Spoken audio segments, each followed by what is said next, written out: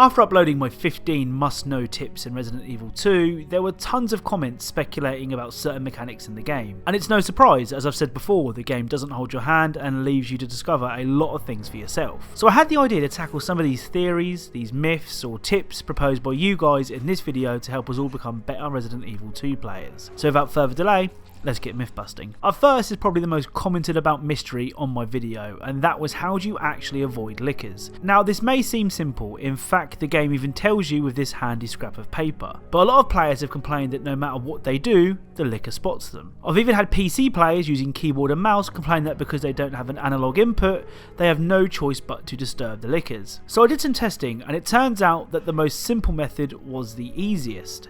Before I show you how to sneak past a licker, let me show you some of the ways I tried to do it.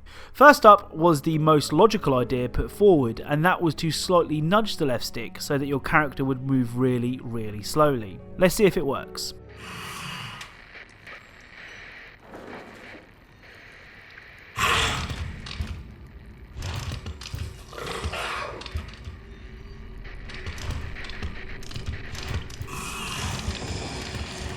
So it does work, and it even worked when the licker was in one of the most trickiest positions it can be in, which is the floor. So method 1, the slight nudge of the thumbstick, confirmed. Next up is aiming your gun when walking past the licker. The idea behind this one is pretty straightforward. When you're aiming down sights, your character walks a lot slower. Let's see how it did.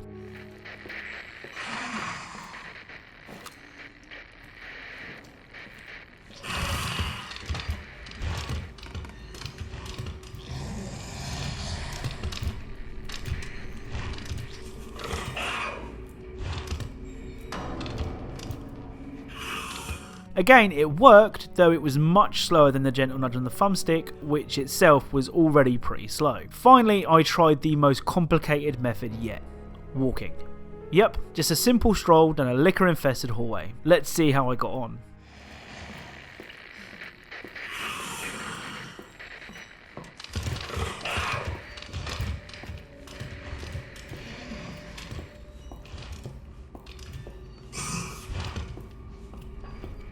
So it turns out the most simple method is the best. I say that because the speed of the other two means that you could run into some issues. As you probably heard in all three clips, the licker made more noise as I walked near it and the game music increased, but I wasn't attacked. My theory here is that people have tried to walk past lickers, heard the music get louder along with the sound of the licker itself, panicked, broke into a run and were attacked. I've tested this multiple times, and as long as you don't run or bump into the licker, you'll be fine. The next myth that needs busting is what is the most effective way to run past a zombie. The zombies in Resident Evil 2 have quite a big lunge on them, and even if they miss the first lunge, they take a few more steps before the animation ends, meaning they can still grab you. As I've gone over before, you don't want to waste ammo on zombies, so what is the most effective way to avoid them? There were two methods suggested in the comments on my tips and tricks video, and we'll cover both here. The first is the headshot. It's pretty simple, headshot a zombie and run past. Here are a few examples.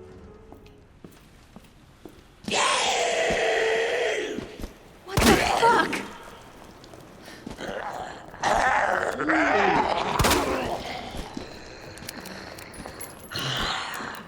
Bastard.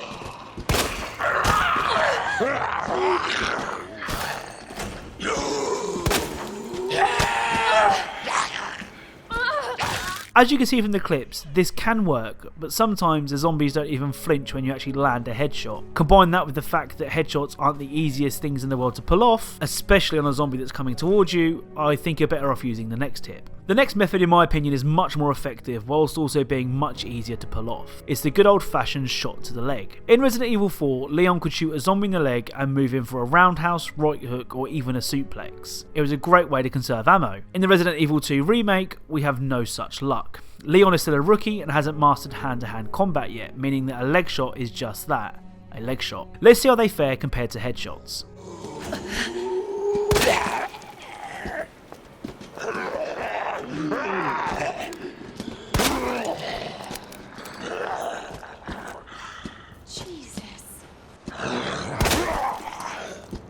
As you saw, the leg shots are far more effective in every way. Easier to hit and longer stun time make it the ideal way to avoid zombies and, more importantly, save your ammo. Finally, we had the main man, Mr. X, and there are so many theories and myths surrounding Mr. X, he had to feature in this video. So first up, I'll give you a couple of tips on how best to avoid Mr. X. Now these tips come from a good 2 hours of toying with him. That includes leading him around the entire police station to trying to avoid his punches. I've grown quite fond of him, if I'm honest. The best way that I found to avoid him was to simply bait his attacks. It's pretty easy to do, take a look.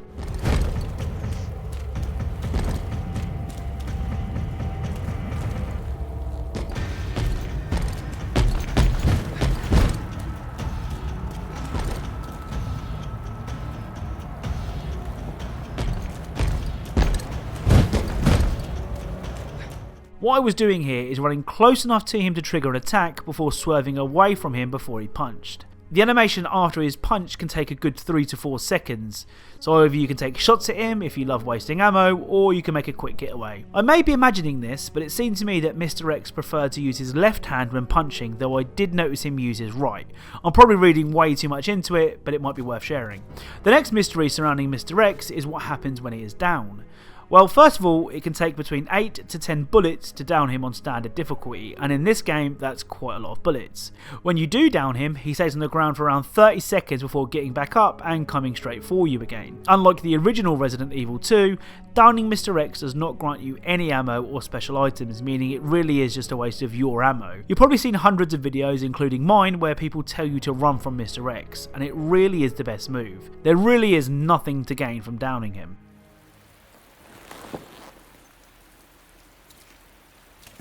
This thing will die. The next question is, where is a tyrant allowed to go? Well, almost anywhere. Mr. X can follow you into every room in the police station apart from the watchman's room and the area after that, the interrogation room, the observation room, the dark room, the boiler room, the STARS office, the chief's office and the clock tower. How do I know this? I played the world's deadliest game of cat and mouse with him until I found a room where this happened.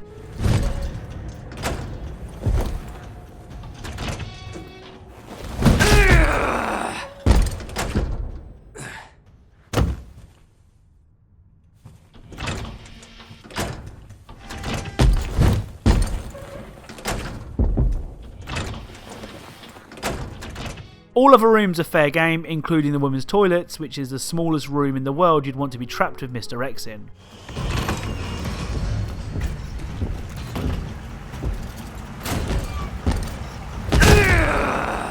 It's in your best interest to remember the rooms you're safe from Mr. X in case you need to use them in a pinch. It's also possible for Mr. X to lose you. In fact, it's not very hard at all. If you run through a couple of doors, he will struggle to keep up. Allow me to demonstrate.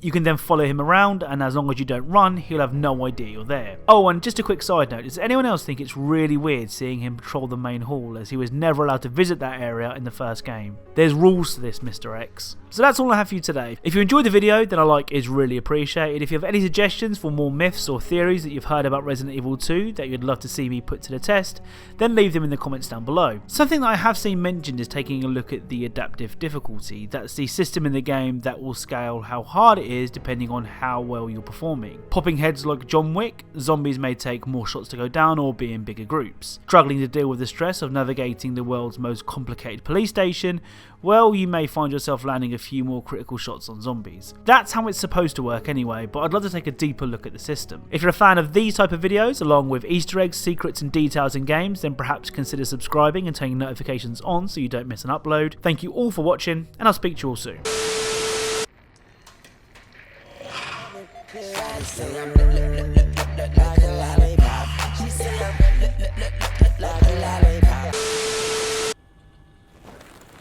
Surprise, motherfucker.